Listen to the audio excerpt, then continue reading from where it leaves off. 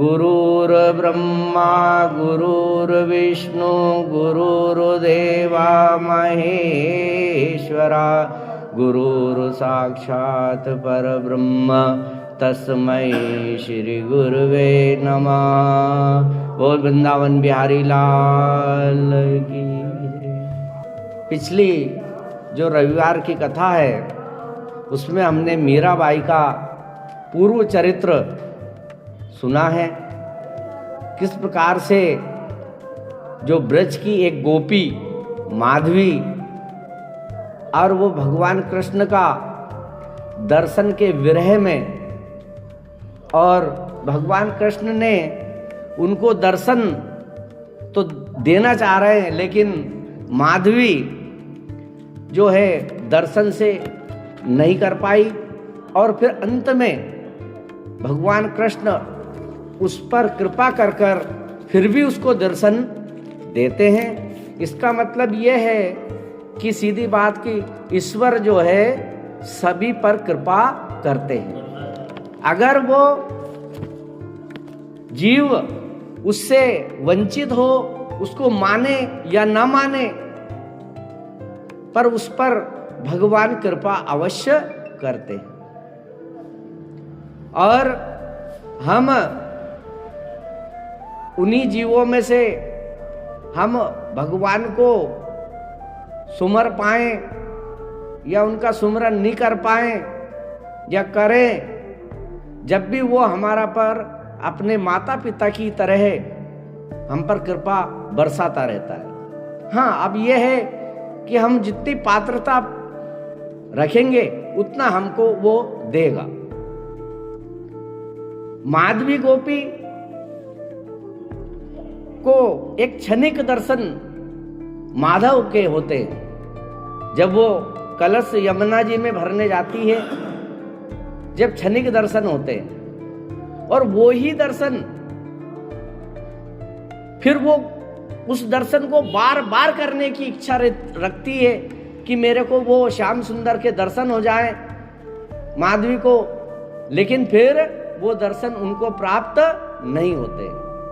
गोवर्धन धारण भगवान श्री कृष्ण करते हैं, उसमें भी वो जाती है, लेकिन भगवान के श्याम सुंदर के दर्शन फिर भी वो नहीं कर पाती है, क्योंकि अश्रु की धारा ही इतनी लग जाती है कि भगवान श्याम सुंदर उसके समक्ष होते हुए भी, उसको प्राप्त यानी उपस्थित होते हुए भी लाखों की भीड़ में वो श्याम सुंदर के दर्शन नहीं कर पाती है। हम ये उदाहरण इससे समझ लें कि अगर प्रधानमंत्री आए तो हम क्या उससे मिल सकते हैं कि यार वो तो कृष्ण भगवान थे ब्रज में, तो चाहते तो दर्शन कर लेती। अरे प्रधानमंत्री, अगर प्रधानमंत्री के आसपास जो लोग रहते होंगे वहां पर, तो भी वो लोग मिल नहीं पाते प्रधानमंत्री से। दिल्ली के आसपास बहुत सारे लोग रहते हैं, क्या प्रधानमंत्री सबसे बैठ के बात कर लेते होंगे या उनसे बात उचित हो जाती होगी? ऐसे ही माधवी ब्रज में रहते हुए भी फिर श्याम सुंदर के दर्शन नहीं कर पाई, और उसी विरह वेदना और उसी प्रतीक्षा, उसी इंतजार का रूप जो है कलयुग में जाकर भक्तमिति संत मीराबाई के रूप में वो जन्म लेती है। आइए सुंदर सा भजन बोले। गोविंद मेरो है गोपाल मेरो है, गोविंद मेरो है गोपाल मेरो है, गोविंद मेरो है गोपाल मेरो है, गोविंद मेरो है गोपाल। श्री बांके बिहारी नंदलाल मेरो है, श्री बांके बिहारी नंदलाल मेरो है, गोविंद मेरो है गोपाल मेरो है, गोविंद हे गोपाल मेरो है, गोविंद मेरो है गोपाल मेरो है, गोविंद मेरो है गोपाल मेरो है।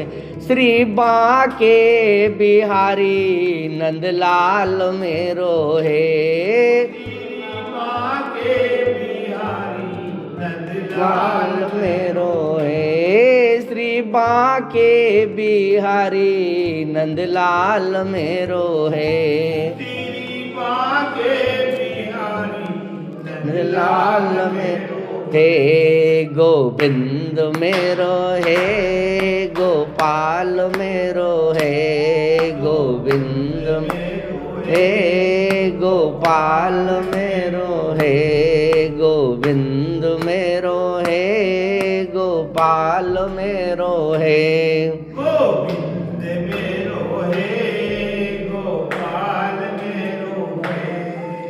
बोल वृंदावन बिहारी लाल की जय, कृष्ण कन्हैया लाल की जय। इस प्रकार से एक विरह और प्रतीक्षा, भगवान के दर्शन की लालसा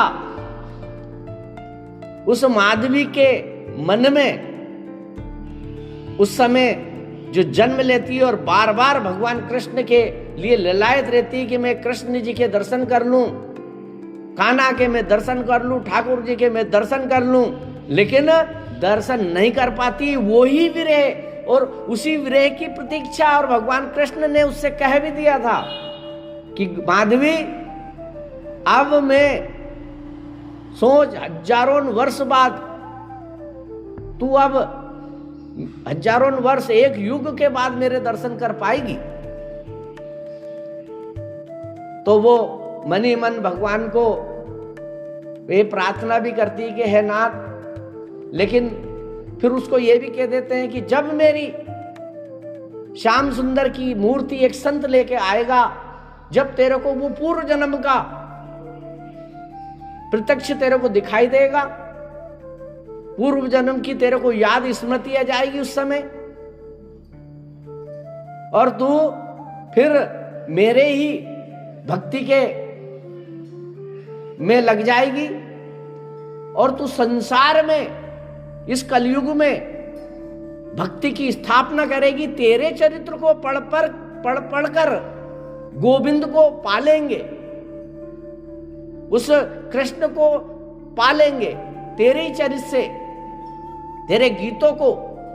ऐसी फिर भक्तमती संत मीराबाई, जो राजस्थान में यानी मेड़ता जो उनका नगर है, वहाँ उनका जन्म होता है। उसी के पास एक कुड़की ग्राम है, उसमें 1498 में वो जन्म लेती है। वही विरह वेदना प्रतीक्षा के रूप में, पिता का नाम रतन सिंह, माता का नाम कुसुम कुंवर, राज परिवार की कन्या, महलों में रहने वाली राजकुमारी। कोई कमी नहीं मीराबाई के लिए। हमारे जैसे लोग तो नौकर बनने के लायक नहीं उस घराने के। ऐसी मीराबाई उस राजकुल में जन्म लेती है, और जैसे ही मीराबाई का जन्म होता है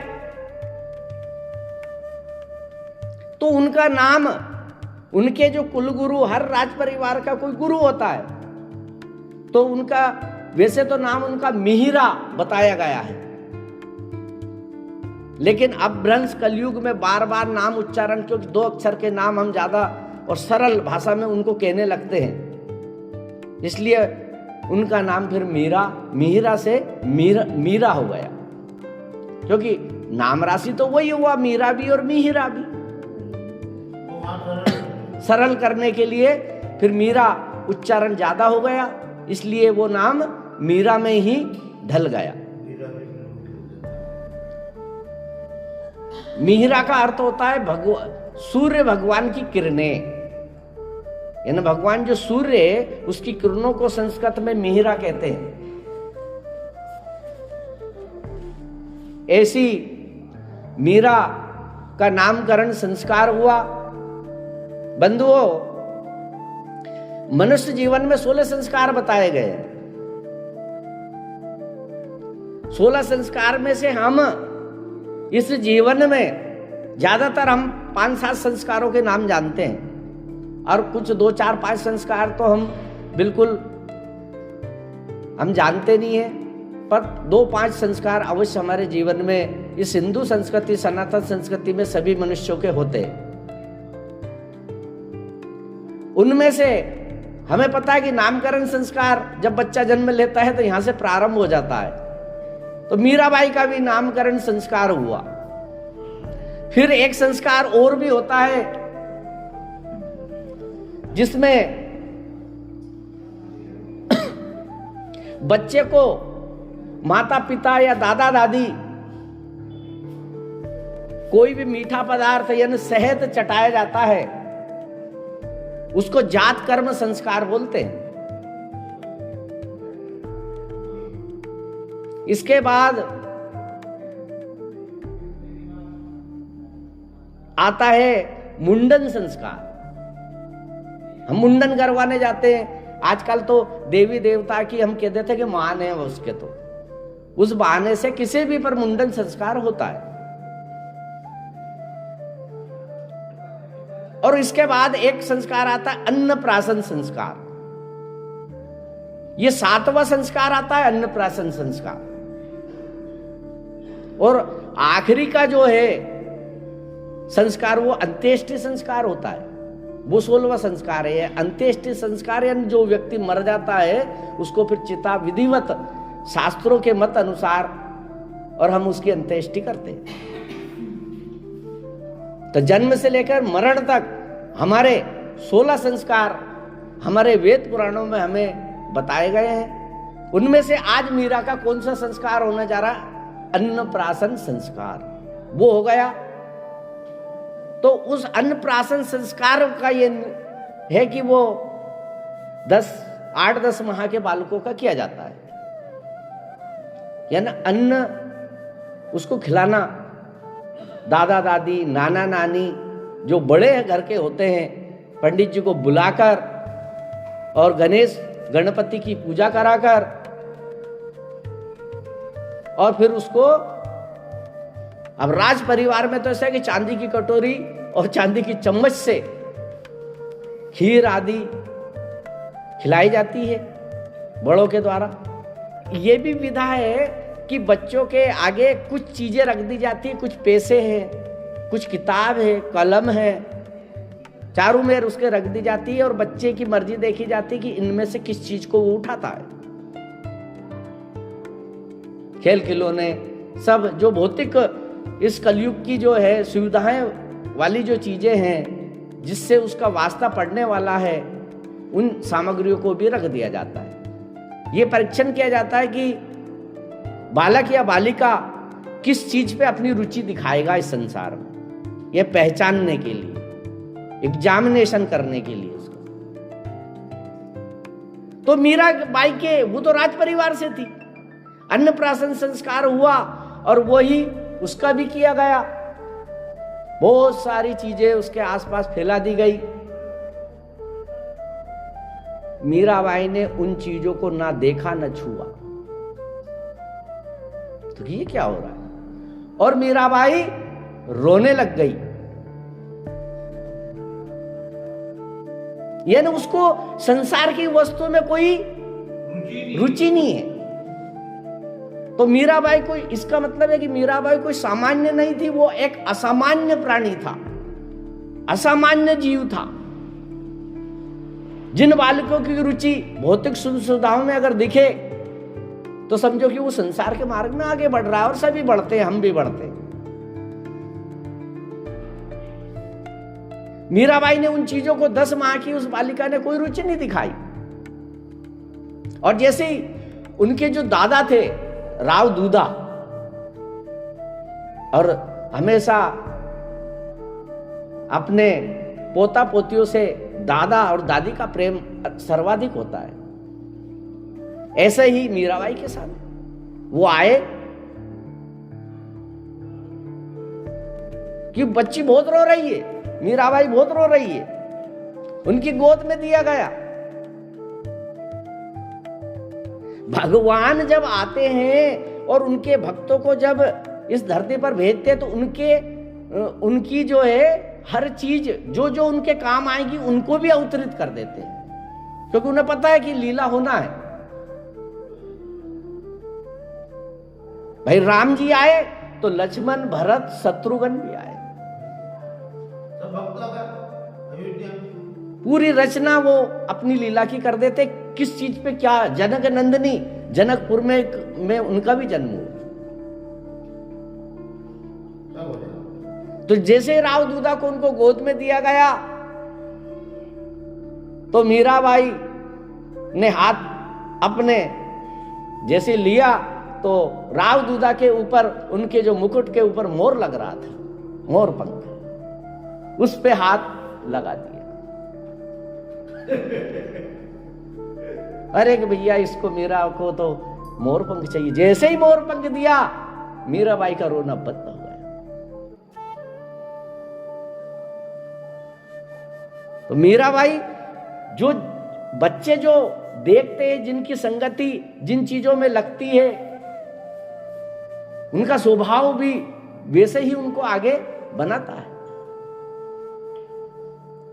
अब तो मीराबाई बड़ी हुई, 4 वर्ष की अवस्था, 4 साढ़े 4 वर्ष की अवस्था में प्रवेश किया।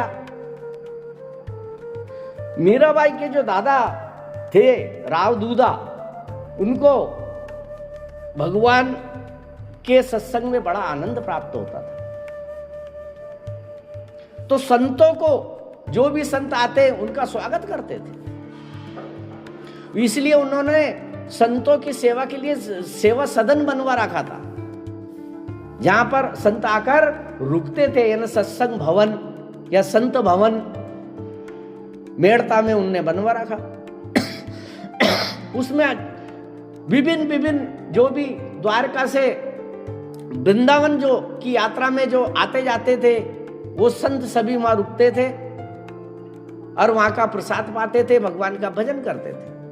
और जो ठाकुर सेवा के साथ जो संत आते थे, उनको राव दूधा अपने महल में लाते थे और पूरे उनके बच्चे बहुएं सब उनसे उनकी सेवा करवाते थे, जिनके साथ मूर्ति लेकर भगवान यानी ठाकुर जी की मूर्ति धारण लेकर चलते थे।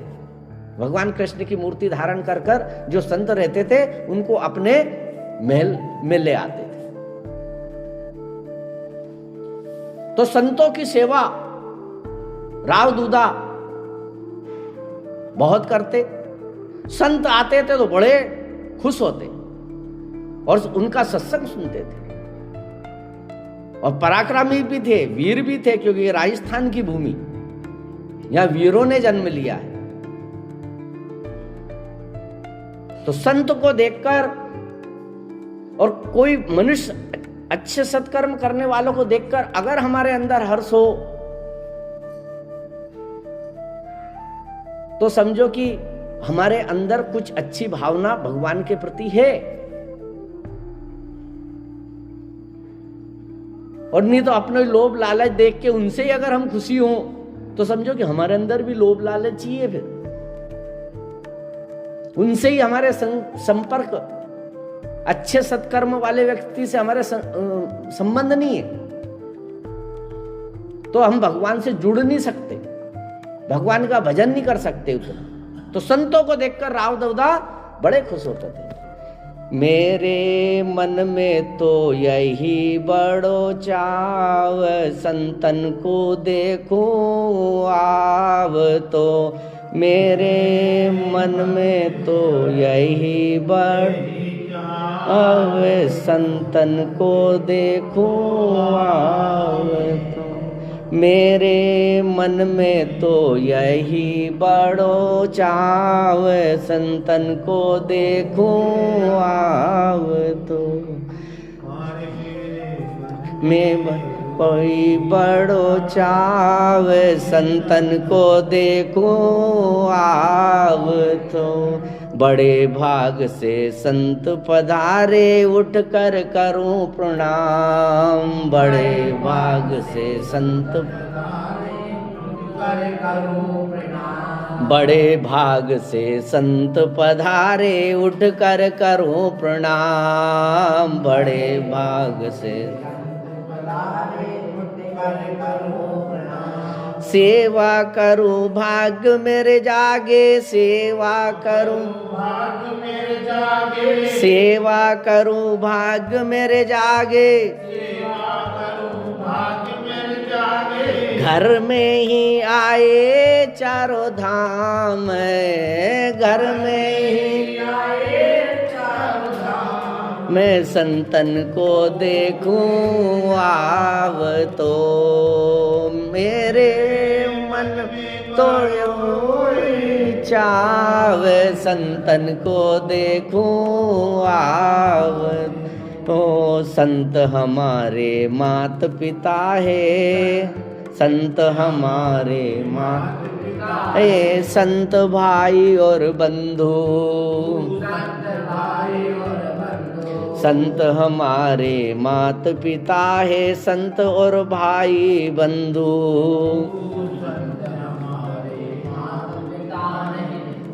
हमारे भाई बंधु।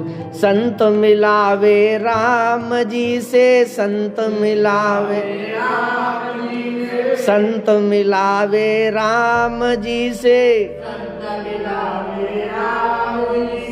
काटे यम के फन, काटे यम के फन। मेरे मन में तो यही बड़ो चाव, संतन को दे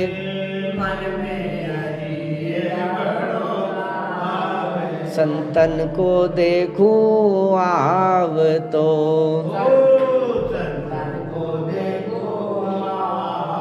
मेरे मन में तो यही बड़ो चाव, संतन को देखूं आव तो। मेरे मन में यही तो बड़ो चाव, संतन को देखूं आव तो। कृष्ण कन्हैया लाल की जय हो। इस प्रकार से राव दूधा संत जब भी पधारते और संत सेवा में उनका जीवन बीतता रहता था। अब दादा मीरा के जब संतों की सेवा करते और संतों में मगन रहते तो मीरा क्यों नहीं जुड़ेगी। मीरा भी संत सेवा में अपने दादा के साथ सत्संग सुनने जाना और वो सब कर्म जो दादा नमस्कार करते थे, उनका अभिवादन करते थे, उनका सत्संग सुनते थे, उनमें वो सहयोगी बनती थी। अब एक बार कथा वहां भी विस्तार से कथा होने वाली थी। कोई कथावाचक वहां पर अपनी कथा करने वाले थे, तो मीराबाई उन कथा को सुनने के लिए पहुंचती थी और सबसे कथा को कथावाचक यानी जो गुरुजी थे वो नहीं आते उसके पहले आकर बैठती थी और कथा सुनते सुनते भगवान के भाव में इतनी बन जाती थी कि नैनों से अश्रुधारा बहने लगती थी। कथा में जो उसके घर परिवार के हैं और आस पड़ोस में जो भी थे उन सब से को खींच खींच कर कथा में लाती थी कि चलो कथा में। और जो कोई कथा में नहीं आता तो मीरा उससे बात भी नहीं करती थी, बात करना छोड़ देती थी। 2-2 दिन तक बात नहीं करती थी। अपना जो भाई जेमल था उसको भी कथा सुनाने लाती थी, सबको कथा श्रवण करवाती। गुरुजी भगवान कृष्ण कन्हैया लाल की कथा करते और उसमें भगवान कृष्ण चरित्र जब गाने लगे, कहने लगे, तो गिरधर गोपाल की जब कथा होने लगी तो कथा सुनते सुनते उसके मन में प्रश्न आ गया कि मैं गुरुजी से अवश्य ये प्रश्न पूछूंगी। तो कथा जब विश्राम पे आ जाती तो गुरुजी भी कहते कि भाई आपको कथा कैसी लगी और भगवान के बारे में आप क्या जानना चाहते हो। ये प्रश्न जब होते थे तो ये मीराबाई के मन में भी हुआ कि मैं भी अपनी व्यथा जो है भगवान के प्रति मैं सुनाऊं। बालिका छोटी थी, अपने दादा की गोद में बैठी और रावदूता से कहा कि दादा मैं गुरुजी से एक प्रश्न करना चाहती हूं।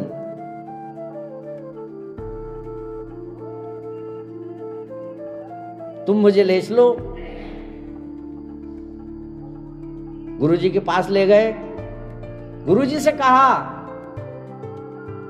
मीराबाई ने अभिवादन किया गुरुजी का कि गुरुदेव आप कहते हो कि हरि व्यापक सर्वत्र समाना प्रेम ते प्रकट होई में जाना, कि भगवान सब जगह व्याप्त है। तो मेरे को गिरधर गोपाल कब मिलेंगे? गिरधर गोपाल मेरे को कब मिलेंगे? तो गुरुदेव ने कहा कि आज तक इतनी कथा सुनाई मैंने, पर किसी ने ये प्रश्न नहीं करा और ये इच्छा तो मैंने भी नहीं करी कि गिरधर गोपाल मुझे कब मिलेंगे। और ना किसी ने श्रोताओं ने आज तक कहा कि गिरधर गोपाल कब मिलेंगे। और 4.5 वर्ष की एक कन्या ऐसा विलक्षण प्रश्न कर रही है कि गिरधर गोपाल मेरे को कब मिलेंगे। विस्मित हो गए गुरुदेव उस नन्ही बालिका के प्रश्न पर। ने कहा, माथे पे हाथ रखा, बेटा तुम्हें गिरधर गोपाल मिलेंगे या न मिलेंगे इसके बारे में तो नहीं जानता मैं, लेकिन तुम्हारी वजह से गिरधर गोपाल कईयों को मिलेंगे।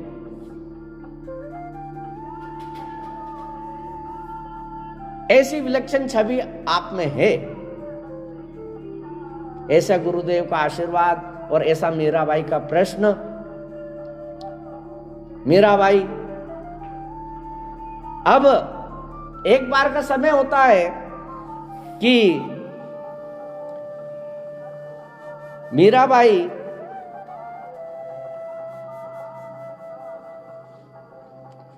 के जो दादा थे वो डाकोर जी की यात्रा करने निकले। डाकोर जी में भगवान द्वारकाधीश का ही रूप है, क्योंकि द्वारकाधीश के भगवान ही वहां पर आए हैं स्वयं चल के। डाकोर जी जो गुजरात में है, तो गुजरात की यात्रा पर राव दूधा के साथ अपने दादा के साथ चल दी और यात्रा का कारवां बढ़ता जा रहा है। राव दूधा के साथ बहुत सारे सत्संगी व्यक्ति चल रहे हैं। भगवान का भजन हो रहा है शाम को, जहां भी शिविर डल गया वहां।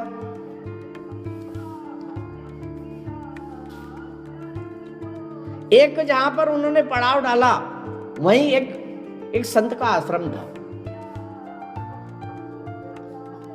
तो मीराबाई उस संत के अपने शिविर में के बाहर नदी का किनारा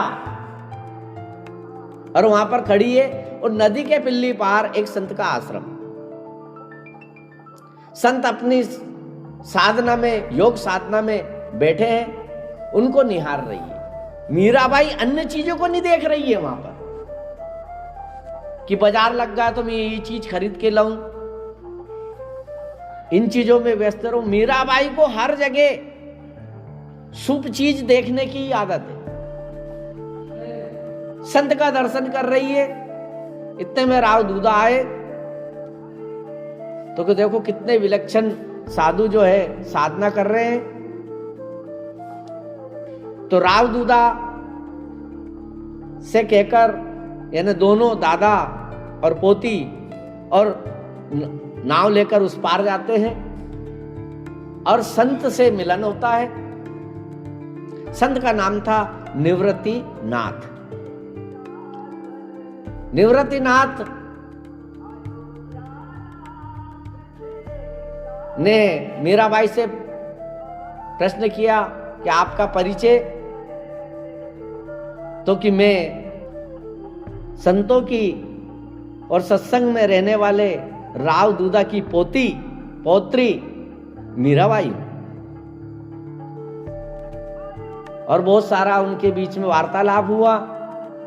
निवृत्तिनाथ ने राव दूधा से कहा कि ठाकुर जी की यात्रा में मैं भी चल रहा हूं, मैं भी चलता हूं, और मीराबाई को मैं 4 वर्ष अपनी शिक्षा दूंगा, योग शास्त्र और ध्यान की। तो वो फिर ठाकुर जी की यात्रा भी करने गए, और जब फिर वापस मेड़ता आए, निवृत्ति नाथ जी भी साथ थे। अब मीराबाई को वो शिक्षा दे रहे हैं, और शिक्षा देने के बाद 4 दिन बीते, उनको शिक्षा देते थे। 4 दिन के बाद राव दूधा से कहा कि मुझे विदा दो, मैं जा रहा हूं। इनका शिक्षा पूर्ण हुई मीराबाई की। तो राव दूधा ने पूछा कि आप तो कह रहे थे कि 4 वर्ष लगेंगे।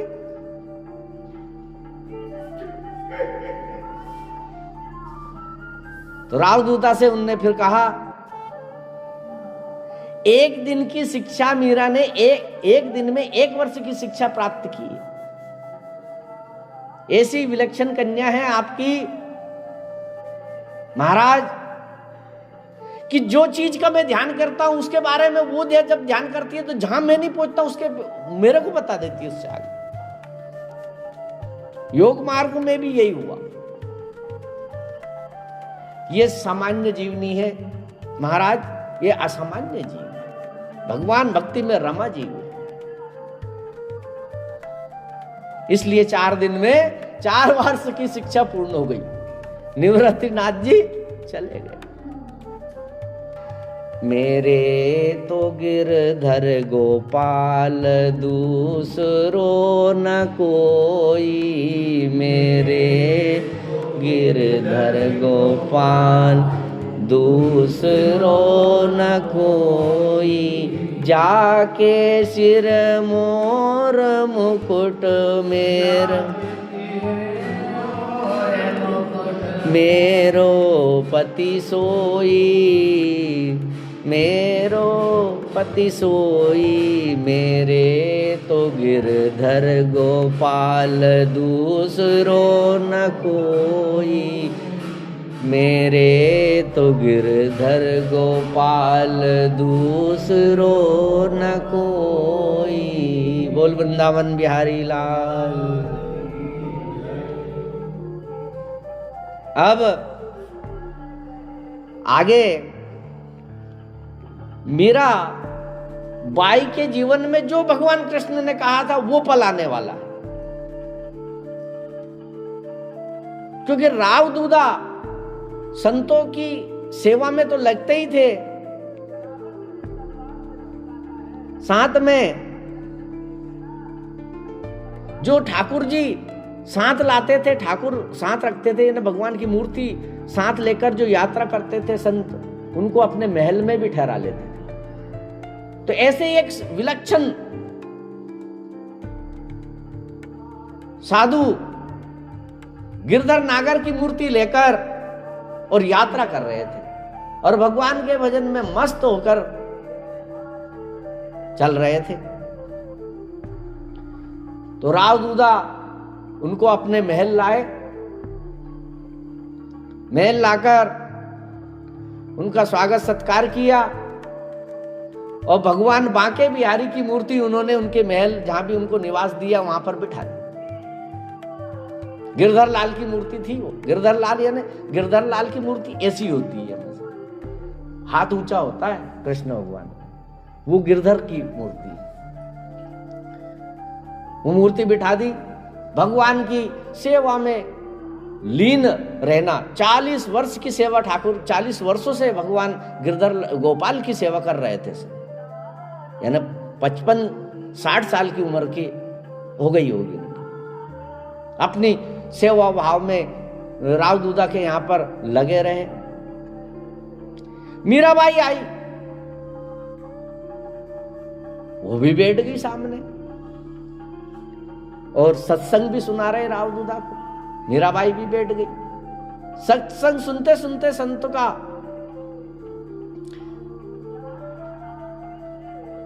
जब वो इधर देख रहे संत, तो भगवान कृष्ण ने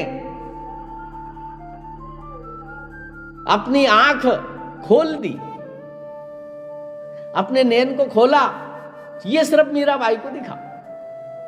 मीराबाई कृष्ण भगवान की मूर्ति के जानने, गिरधर गोपाल, क्योंकि ये भगवान कृष्ण ने पूर्व जन्म में कह दिया था, जब मेरी गिरधर की मूर्ति तू देखेगी तो माधवी तेरे पूर्व जन्म तुझे दिखाई देंगे। अब वो मूर्ति देखते ही वो विस्मृति स्मृति में बदल रही है। अब जैसे देखा तो गिरधर गोपाल ने आंख की पलक चला दी और एक हाथ से यूं इशारा और कर दिया। तो मारवाड़ी भाषा में मीराबाई ने जब उनका सत्संग पूर्ण हुआ, उनकी निगाह नहीं हट रही है, सत्संग पूरा हो गया। तो फिर उनकी संत ने कहा कि मीराबाई, अरे के थारो ठाकुर माने बुला है, थानो ठाकुर माए बुलावे। अब तो मीराबाई पलक तो गिर गई, लेकिन वो मूर्ति को से आगे नहीं जा रही है, सत्संग भवन से जाना ही नहीं चाहती कि मेरा रोटी खा ले, मेरा पानी पी ले, किसी भी चीज में मन नहीं है मेरा, बस गिरधर गोपाल की मूर्ति ही निहार रही।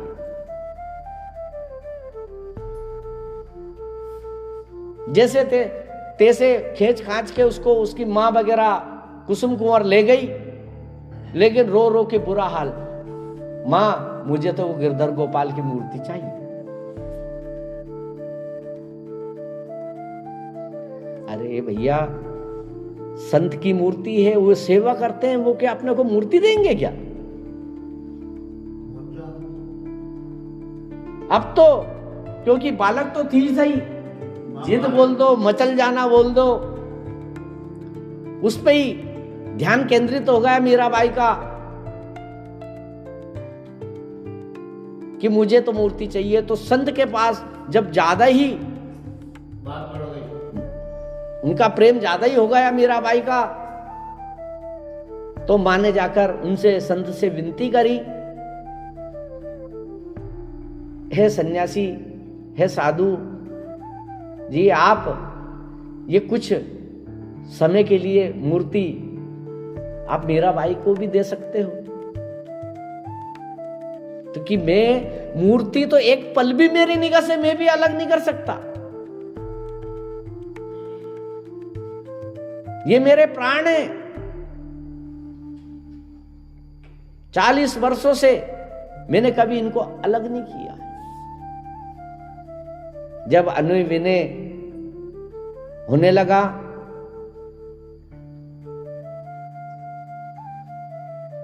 तो सन्यासी ने वो मूर्ति की, ठीक है आप कुछ देर के लिए ले जाओ, लेकिन आप जल्दी लौटा देना। मीरा का जो निवास था वहां पर मूर्ति रख दी। अब तो मीराबाई उनके चरणों में हाथ रखकर नींद आने की कोशिश करे, बगासी आए, सब कुछ हो, पर मीराबाई सो ही नहीं, गिरधर गोपाल को ही निहारे। मैं आपसे कब की प्रतीक्षा कर रही थी, आपको ये भोग लगा दूं, आप ये खा लो, आप ये कर लो। जैसे बालक को अपन रखते हैं, ले भैया ये खा ले, ये कर ले। बालक के साथ जैसी वो तुतली भाषा में बोलता है ऐसे ही बोलने लगते हैं। ऐसे ही गिरधर गोपाल से, वो तो स्वयं बालक है लेकिन वो भी ऐसे ही उसमें लग गए। अब तो कुछ समय बीता, मां आई कि चलो गिरधर गोपाल जी की मूर्ति वापस दे दे संत को, लेकिन मीराबाई तो सोई नहीं। दे तो दे कैसे? इंतजार होने लगा कि मीरा सो जाए, लेकिन काफी समय के बाद जब थोड़ी बहुत कई पलक उनकी लगी, जब मीराबाई की वो मूर्ति संत के पास पहुंचाई गई और संत वो मूर्ति लेकर, उनके मन में यह भाव आ गया कि राजकन्या मेरी मूर्ति के ऊपर प्रेम हो गया है और यह है राज परिवार, और जो चीज जम जाए वो उनकी हो जाती है। इसलिए वो सन्यासी रात में ही जाने की योजना बना ली कि मैं अब किसी से कहूंगा भी नहीं और रातों रात चला जाऊंगा। और नहीं तो फिर राजहट, बालहट और त्रियाहट, ये कुछ भी करके और मूर्ति रख लेंगे। और माता पिता कुछ भी हो सकता। तो इन सब चीजों को ध्यान में रखते हुए अपने गिरधर गोपाल को साथ में लेकर संत निकल गए। जाकर एक जगह पर रुके। इधर जैसी सुबह हुई, मीराबाई का अब तो रो रो के बुरा हाल। इधर भगवान गिरधर गोपाल को संत ने भोग वोग सब लगाया और मीराबाई इधर विरह वेदना में वापस व्याकुल हो रही है। इधर गिरधर गोपाल की वो सेवा कर रहे हैं। थोड़ा बहुत जब दिन में थोड़ा बहुत आराम किया संत ने, तो गिरधर गोपाल सपने में आए संत के। बाबा, मैं तेरी सेवा से बहुत प्रसन्न हूं, पर लेकिन बाबा तेरी भी उम्र पूरी हो गई है, तू भी कुछ दिन के बाद चलो जाओगे, तो तू कोई ना कोई उत्तराधिकारी ये बना के और मुझे सौंप दे, फिर तेरे बाद मेरी सेवा कौन करेगा। गिरधर गोपाल ने साक्षात दर्शन दिए। संत के आंखों में आंसू की धारा लग गई कि हे भगवान, हे गिरधर गोपाल, मैं आपकी 40 वर्षों से सेवा कर रहा हूं और मैं आपको कैसे दे दूं, लेकिन आपकी आज्ञा मैं टाल भी नहीं सकता, मुझे ये करना होगा। नी चाहते हुए भी संत वापस मेड़ता की ओर रवाना हुए और महल में पहुंचे कि महाराज जी आप तो रातों रात चले गए, कि कुछ मत पूछो। मीरा को बुलाया और बुलाकर मीरा का ऊपर हाथ भी फेरा और मीरा को दंडवत प्रणाम किया और गिरधर भगवान की वो जो मूर्ति है वो मीराबाई को सौंपने लगे। तो मीराबाई कहती है, मीराबाई को भी आभास हुआ कि देखो इनने कितने साल से पूजा की दे रहे हैं, तो इनको भी कितना दुख हो रहा है। मेरे को प्रसन्नता है लेकिन मुझे दुख भी है इस बात का। और जैसे ही मीराबाई को गिरधर गोपाल दे रहे हैं, आंखों से अश्रु की धारा संत के भगवान के आंखों से फूट पड़ी है। ले मीरा है गिरधर तेरा, ले मीरा है गिरधर तेरा, ले मीरा है गिरधर तेरा, ले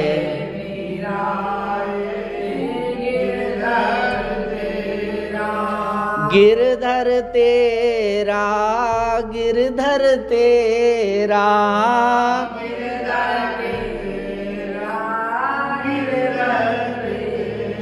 ले मीरा गिरधर तेरा, गिरधर तेरा, सेवा पूर्ण भई अब मेरी, सेवा न भई अब मेरी, सेवा पूर्ण भई अब मेरी, सेवा मेरी, जागा भाग्य है तेरा, जागा भाग्य तेरा, जागा भाग्य है तेरा, जागा तेरा, ले मीरा गिरधर तेरा, ले मीरा गिरधर तेरा, ले मीरा गिरधर तेरा, गिरधर तेरा। मीराबाई ने कहा कि मैंने मूर्ति तो ले ली, लेकिन मुझे हे संत जी, आपने तो गिरधर को 40 साल रखा है, तो आप तो इनकी सेवा पूरी जानते हो, तो वो सेवा मुझे बताओ, मैं कैसे सेवा करूं, वो मैं इनको कैसे रिझाऊं, क्या भोग लगाऊं, इनको क्या श्रृंगार कराऊं, कौन से कपड़े पहनाऊं, क्योंकि मैं तो इतनी तो मैं जानती नहीं है। तो संत भगवान उसको बताते हैं पूरी क्रिया, गिरधर गोपाल को किसे श्रृंगार कैसे होता है, कैसे उनको कपड़े पहनाए जाते हैं, क्या उनको भोग लगाया जाता है, कौन कौन से नाम से उनको बुलाया जाता है, ऐसे मीरा को वो बात बता रहे हैं। सेवा बने भाव से करियो, सेवा बने भाव से करियो, सेवा बड़े भाव से करियो, सेवा भाव से करियो, जागा भाग्य है तेरा, भाग्य तेरा, ले मीरा गिरधर तेरा, ले मीरा गिरधर, ले मीरा गिरधर तेरा, गिरधर तेरा। बोल कृष्ण कन्हैया लाल की, गिरधर गोपाल की जय, भक्तमती मीराबाई की जय। इस प्रकार से मीरा के हाथों में जो है, उन्होंने संत भगवान ने अपनी मूर्ति 40 वर्ष जो सेवा की थी, वो भगवान के कहने से उनको दे दी। और बहुत इधर मीराबाई भी रो रही है और इधर संत भगवान भी वेदना में रो रहे हैं। अब मीराबाई ने ले तो लिया और गिरधर गोपाल से ये संत जी चले गए। अब मीराबाई एक पल भी गिरधर गोपाल से दूर नहीं जाती है, क्योंकि अगर मैं, इन्होंने मुझे बहुत प्रतीक्षा इंतजार दिया, इसलिए मैं इनको एक पल भी ढीला नहीं दूंगी, कहीं ये चले जाएं। जब ये संत के पास 40 साल रहने के बाद मेरे पास आ गए, तो ये मेरे पास से भी जा सकते।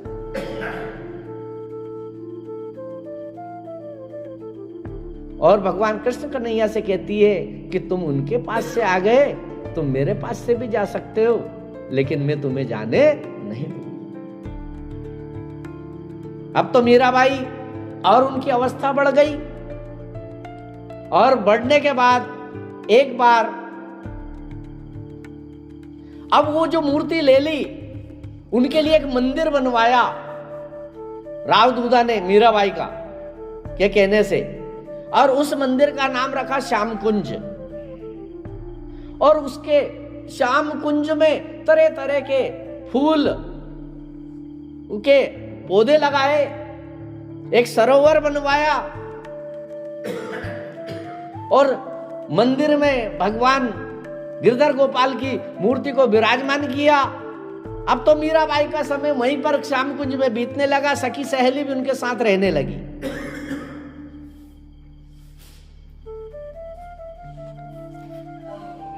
अब इधर पूजा करते करते एक दिन मीराबाई के अंदर,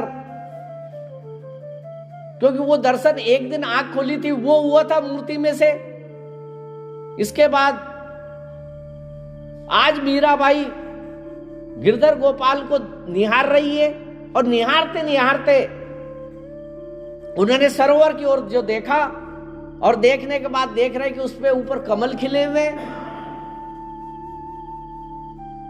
और देखते देखते उन कमल के फूलों पर एकदम से गिरधर गोपाल की वो जो मूर्ति में से जो आंख उन्होंने अपने नैन खोले थे और हाथ से उनको बुलाया था, ऐसे ही उनको छवि वो दिखाई दी उस सरोवर के कमल के फूल के ऊपर। तो उनको खोजने के लिए सिड़ाव से उस सरोवर में उतरने लग गई। अब जैसे उसमें उतरी तो चंदन की खुशबू आने लगी, और चंदन की लहर और खुशबू आते आते और वो पानी में सिड़ाव से पानी के अंदर जाने लगी। यानी सरोवर के बीच में भगवान को के दर्शन हुए तो उनको के पास जाने के लिए। लेकिन मीराबाई जैसे ही तालाब उस सरोवर में गई तो डूबने लगी। अब डूबने लगी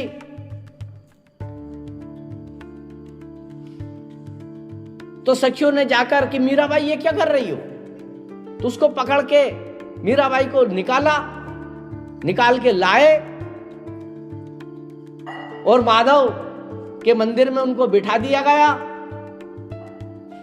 और सखियों से बात करने लगी कि आज मुझे वो ही कृष्ण कन्हैया के दर्शन प्राप्त हुए इस सरोवर में, और हंस रही है। गिरधर आओ तो सही, मोहन आओ तो सही, गिरधर आओ तो सही, मोहन आओ तो सही, माधव रे मंदिर में मीराबाई एकली खड़ी, माधव रे मंदिर मीराबाई एकली खड़ी, एकली खड़ी रे मीराबाई एकली खड़ी, एकली खड़ी एकली खड़ी, मोहन आओ तो सही, गिरधर आओ सही, माधव रे मंदिर मीराबाई एकली खड़ी, मोहन आओ तो सही, मोहन आओ तो सही, माधव रे मंदिर में मीराबाई एकली खड़ी, थे कहो तो सांवरा में मोर मुकुट बन जाऊं, ते कहो मोर मुकुट बन जाऊं, ते कहो तो सांवरा में मोर मुकुट बन जाऊं, ते कहो तो सांवरा में मोर मुकुट बन जाऊं, पे रावण लागे सांवरा रे मस्तक पर रम जाऊं,